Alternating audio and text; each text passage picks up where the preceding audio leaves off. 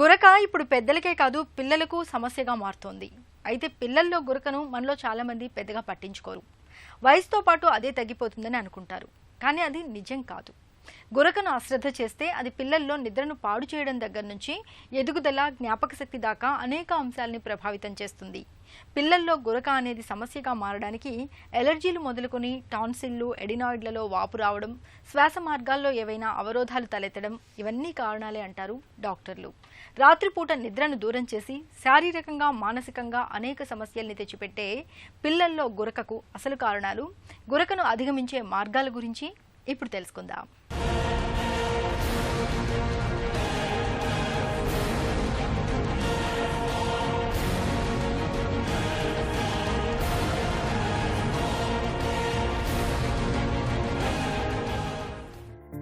సాధారణంగా మనం నిద్రించే సమయంలో ముక్కుతో గాలి తీసుకుంటాం.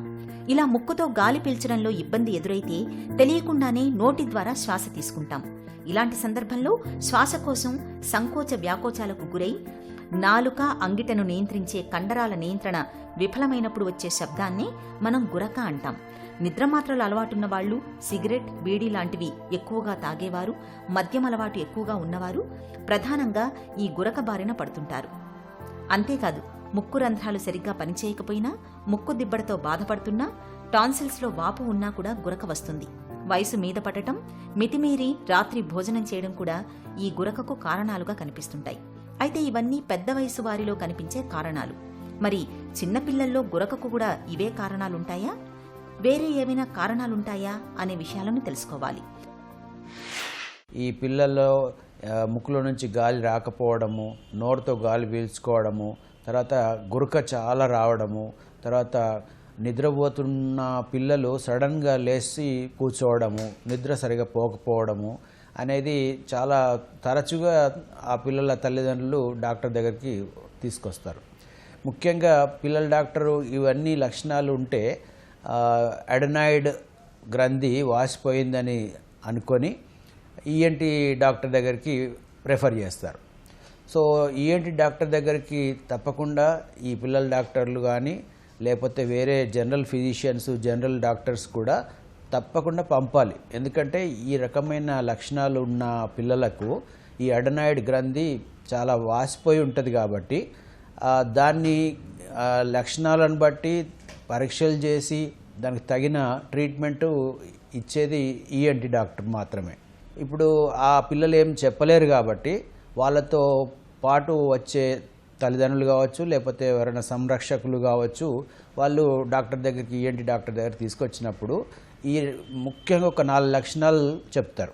అదేంటంటే తరచుగా జలుబు వస్తూ ఉంటుంది, ఎప్పుడు ముక్కు గారడము, తర్వాత ఎప్పుడు జ్వరం వచ్చినట్టు ఉండడము, నలతగా ఉండడము, ఇవి చాలా కామన్గా వస్తుంటాయి, ఫ్రీక్వెంట్గా వస్తుంటాయి అని చెప్తారు. తర్వాత రెండవది ఏంటంటే ముక్కులో మూసుకుపోయినట్టు ఉంటుందేమో, ముక్కులో నుంచి గాలి పీల్చుకోవడం కష్టం ఉంటుందేమో, నోరు తెరిచి పడుకుంటారు అని చెప్తారు. ఇంకా మూడవది ముఖ్యమైనది ఏంటంటే నిద్రపోతున్నప్పుడు పెద్దగా గురక వస్తుంటుంది. లోపల ఉండే గాలి గొట్టము మూసుకుపోవడం వల్ల, గాలి పీల్చుకోవడం కష్టం కావడం వల్ల వాళ్ళు సడన్గా లేస్తారు. దీన్ని అబ్స్ట్రక్టివ్ స్లీప్ ఆప్నియా అంటారు. సాధారణంగా పిల్లల్లో గురక సమస్య ఉన్నప్పుడు కొన్ని రకాల లక్షణాలు కనిపిస్తుంటాయి. పెద్ద శబ్దంతో గురక, శ్వాస అప్పుడప్పుడు ఆగిపోవడం, తిరిగి ప్రారంభం కావడం, నోరు తెరుచుకుని నిద్రపోవడం, శ్వాసలో అసౌకర్యం, ఛాతీ కదలికలు అసాధారణంగా ఉన్నట్టుగా అనిపించడం, నిద్రలో చాలా అసహనంగా ఉండటం, నిద్రలో ఎక్కువగా కదలడం లాంటి లక్షణాలు కనిపిస్తాయి. పిల్లల్లో గురకకు మరిన్ని కారణాలను గమనిస్తే ముక్కులో అలర్జీలు, అడినాయిడ్స్లో వాపు రావడం, టాన్సిల్స్లో వాపు రావడం, శ్వాస మార్గంలో అడ్డంకులు ఉండటం లాంటి లక్షణాలు కనిపిస్తుంటాయి.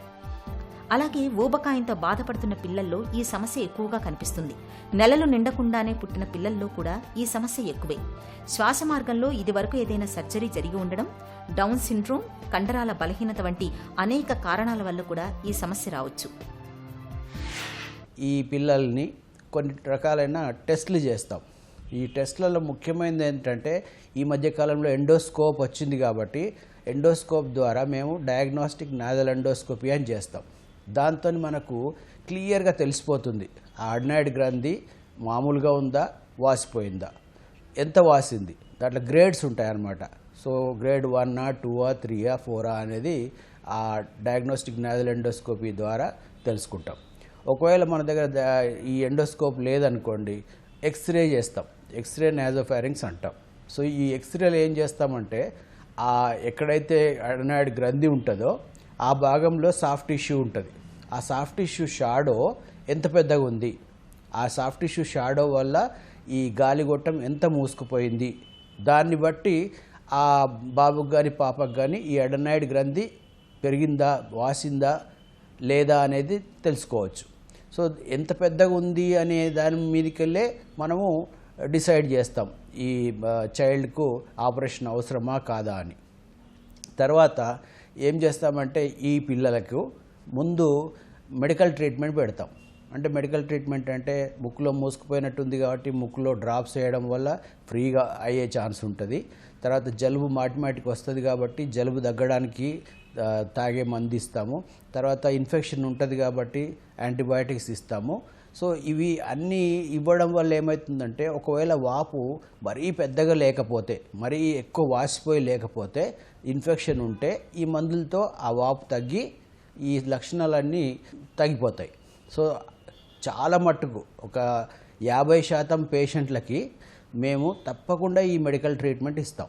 సో ఈ మెడికల్ ట్రీట్మెంట్లో మరీ చిన్నపిల్లలు లేదా 5 సంవత్సరాలు 4 సంవత్సరాలు అటువంటి వయసు వాళ్ళకి ఈ మెడికల్ ట్రీట్మెంట్లో నాజల్ స్టిరాయిడ్ స్ప్రే కూడా ఇస్తాం. ఎందుకంటే ఇది ఈ వాపు అనేది అలర్జీ వల్ల కూడా కావచ్చు.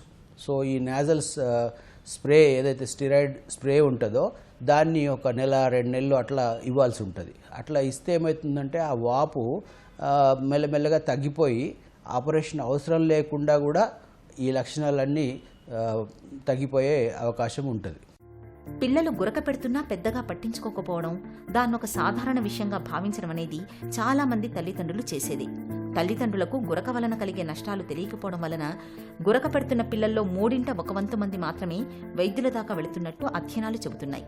అప్పుడప్పుడు కాకుండా తరచుగా గురక పెట్టే పిల్లల్లో ఏకాగ్రత తక్కువగా ఉంటుందని, వీరిలో నేర్చుకునే సామర్థ్యం కూడా తగ్గిపోతుందని కొన్ని అధ్యయనాలు చెబుతున్నాయి. రోజూ గురక పెడుతుంటే పిల్లలు నిద్రలేమికి గురవుతారని, దానివలన వారు పగటిపూట చాలా అలసటగా ఉంటారని, అందుకే బడిలో పాఠాలు శ్రద్ధగా వినలేరని, చదవలేరని డాక్టర్లు చెబుతారు. అంతేకాదు వీరిలో పక్క తడపటం, పెరుగుదల లోపాలు కూడా ఉంటాయని వారు హెచ్చరిస్తున్నారు. ఈ అడెనాయిడ్ గ్రంథి చాలా పెద్దగా ఉంది, అది గాలిగొట్టంను మూసేస్తుంది, గాలి పీల్చుకోవడం కష్టంగా ఉంది అన్నప్పుడు ఆ సైజు గ్రేడ్ 3 అట్లా ఉండి గ్రేడ్ 4 అట్లా ఉంటే తప్పకుండా ఆపరేషన్ చేయాల్సి ఉంటుంది. సో ఈ ఆపరేషన్ అనేది ఎన్నో సంవత్సరాల నుంచి మామూలుగా అడెనాయిడ్ క్యూరేట్ అనే పరికరంతో చేసేది. ఇప్పుడు లేటెస్ట్గా ఏమైందంటే కోబ్లేటర్ అని వచ్చింది. దాని ద్వారా మనం ఎండోస్కోప్తో ఆ అడెనాయిడ్ మాస్ చూసుకుంటూ ఈ కోబ్లేటర్తో ఆ అడెనాయిడ్ గ్రంథిని తీసేయడం. సో కోబ్లేటర్ అసిస్టెడ్ ఎండోస్కోపిక్ అడెనాయిడెక్టమీ అంటాం. ఇదే కాకుండా డీబ్రైడర్ అని ఉంటుంది. ఆ డీబ్రైడర్ ద్వారా కూడా ఎండోస్కోపిక్ గైడెడ్ ఎండోస్కోప్తో చూసుకుంటూ ఆ ఏదైతే అడెనాయిడ్ గ్రంథి హైపర్ట్రోఫిడ్ అడెనాయిడ్ గ్రంథి ఉందో దాన్ని డీబ్రైడర్ మైక్రో డీబ్రైడర్ ద్వారా కూడా తీసేయచ్చు. పిల్లల్లో గురక ఎందుకు వస్తుందో తెలుసుకుంటే చికిత్స చాలా సులభం. పిల్లల గురకను రికార్డ్ చేసి చూపించడం వల్ల డాక్టరుకు వ్యాధి నిర్ధారణలో చాలా ఉపయోగంగా ఉంటుంది. ఒకవేళ అడినాయిడ్స్, టాన్సిల్స్లో వాపు ఉండటం వల్ల గురక వస్తుంటే వాటిని సర్జరీ ద్వారా తొలగించాల్సి ఉంటుంది. అలర్జీల వల్ల గురక వస్తుంటే వాటిని మందులతో అదుపు చేయవచ్చు. టాన్సిల్స్, అడినాయిడ్ సమస్యలు ఉన్నప్పుడు సర్జరీ తప్పనిసరి. పిల్లల్లో కనిపించే గురకను అశ్రద్ధ చేయకూడదు. ఇది పిల్లల పెరుగుదల మీద తీవ్రమైన ప్రభావం చూపుతుంది. కాబట్టి గురక పెడుతున్న పిల్లలకు వీలైనంత త్వరగా చికిత్స అందించడం మంచిది. పిల్లల్లో గురక ఓ మోస్తరుగా ఉంటే పడుకునే విధానాన్ని సరిచేసుకోవడం, పెద్ద తలగడ పెట్టుకోవడం, తల కిందకు ఏటవాలుగా ఉండేలా చూసుకోవడమో, లేదంటే నిద్రపోయే పిల్లలు మరీ ఎక్కువగా ఆహారం తినకుండా జాగ్రత్తలు తీసుకోవడం ద్వారా గురకను తగ్గించుకోవచ్చు.